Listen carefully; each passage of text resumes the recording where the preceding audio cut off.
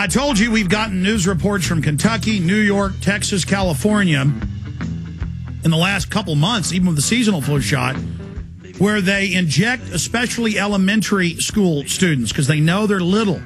And the parents go down to the school and get real mad and they say, we didn't give your child a shot. And then they see the needle hole. And then other children go, no, they gave us shots too. They lined us up in the cafeteria. Folks, the government gave black men syphilis and let them spread it and die of it over 45 years with Tuskegee. They radiated foster children to death in radiation experiments, 4,300 plus. They're doing this stuff all the time. Here's New York Daily News today. I mean, I'm seeing these every day now. Public school nurse gives swine flu vaccine to kids without parents, sends child to hospital. That's just like the Taylor School gets caught doing this. They caught one of my employees had their daughter, elementary school, strip searched because she had a bruise on her knees. Then they lied about it and got caught down in Kyle.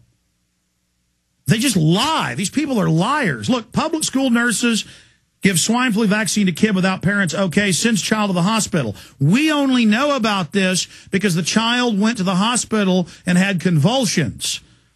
See, it's meant to brain damage you, but when it has a really bad effect on some people, and so knocks them out right there. So you only know about it when they get sick, and that's what's happening with these cases. Here it is, New York Daily News, and it says it sent him to the hospital. I want Naomi Troy, his mother, her mother, the 6-year-old daughter. See, it's always little kids. They don't do this with the high schoolers because they can speak for themselves and go, you did too, give me a shot. No, we didn't. You're a liar. And I have all these newscasts I can play that will play some later if we take calls. Bob, Chapman, I just wanted to bring this up. I mean, how is this not the Soviet Union? But if they're going to put fluoride and all these other chemicals in our water and force medicate, why not shoot our kids up and lie about it, Bob? Well, they've been doing that with the other inoculations previously, which you've discussed many times regarding autism and we'll call it semi-autism, being that I'm not a doctor and I don't know what the terms are. But, you know, I see so much evidence of it. And, 15 years ago, such things didn't exist among children virtually. And so, yes, they're doing it, and it's like the Soviet Union or Nazi Germany. There's no question. I put it more akin to Nazi Germany because of the marriage of corporate America and the government, which is fascism. I think it better. And they're all just different flavors of command and control. But look, here's the New York Daily News. I saw this last night. I've become so conditioned that I didn't even cover it today till one of the guys said, aren't you going to cover this, and handed it to me again. A whole bunch of paragraphs down, 1, 2, 3, 4, 5, 6, 7, 8, 9, 10, 11, 12, 13, 14, 15. 15 paragraphs down, there's a minor footnote. Oh, a student at PS 65 in Staten Island also received the vaccine without parental permission on Wednesday. So see, but the bigger issue is, Bob, parents are calling me every day when we open phones up from parents about this. They're doing this everywhere, and the schools are lying about it. I mean, how criminal how systemic is criminal lying by government now?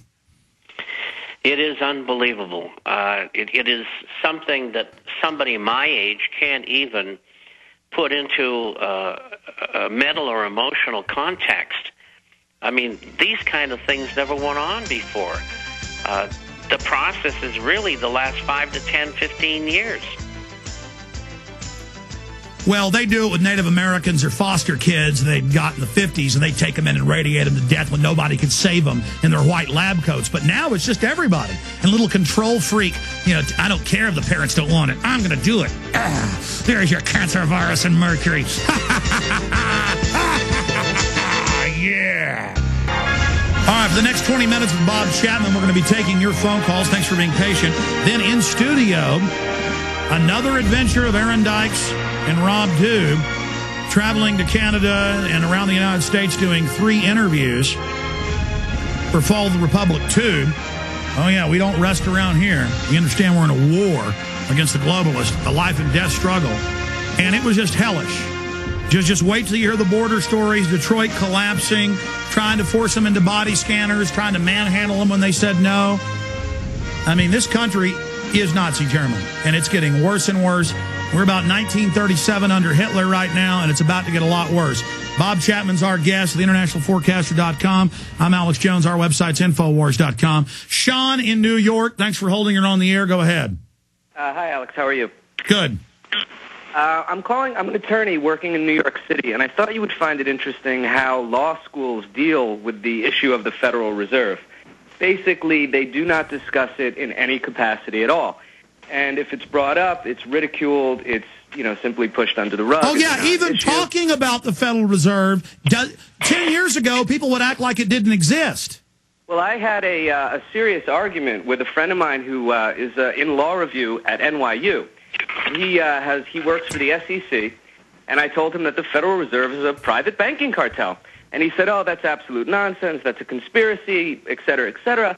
So I pointed him to the Federal Reserve Act, Section 16, which says, the said Federal Reserve notes shall be obligations of the United States, basically meaning that every dollar in circulation is owed to the private bank. And he still, when I showed him the words of the statute, still wouldn't accept it as true. That's because he thinks he's a member of the establishment. You guys... There are so many people making $100,000 a year that think they're God because they get invited to a regional banquet with 1,000 local minions, and they're all into sitting near power, and oh, they're powerful, and there's no fluoride in their water, and there's no stuff in their kids' shots. What do you Alex, call... It goes even deeper than that. If you try to research the Federal Reserve on LexisNexis or Westlaw as a law student, you are denied access.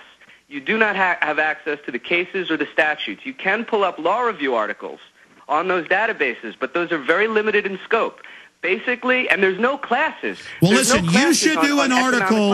I was familiar with some of that. It's never been audited. You should do an article and send it to writers at Infowars.com. You can use a pen name if you want. I would love you to write a 2-3 page simple article and point out that as a law student, you're unable to do that. Bob, this is a big issue, isn't it?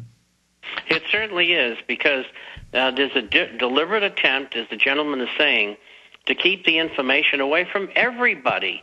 The scam is at the core of what these elitists are doing, not only to the United States, but to the world. The Bank of England represents the same thing. It is also a private corporation. Well, it's partners with the Fed. That goes back to 1913. Well, the Bank of England, I think, is somewhere around 1680 or something like that. No, but I'm saying the Bank of England is in partnership with the Federal Reserve. Absolutely. Absolutely. Every move that they make is coordinated together and has been since its inception. And one of the reasons why is many of the original shareholders, who are still shareholders in the Federal Reserve from the 12 regional banks, are Europeans, or European families. And that's admitted. That's why $500 billion and then later over $1 trillion was given without strings attached, and they won't say who it was given to, just that it was given to private European brokerage firms and banks. That's right. It's a state secret, Alex. We can't know. And I'm so happy the young man called in and said what he had to say about the accessibility of information on the Fed to law students and people within the law profession. And, of course, his comments regarding the SEC were not unexpected. All they do is chase the little guys and let the big guys get away with murder. That's the way it is. They've gotten rid of most of the investigators with the FBI and Secret Service on financial crimes. But they put all the people they have on little bitty blue collar. Thank you, Sean. Do a report. We need writers. We need people that understand this to expose it. Just make sure you have your links and proofs so we can approve it and post it. All right, Jeff, Hannibal, Terry, Todd, and many others. Your call straight ahead for Bob Chapman. Hey.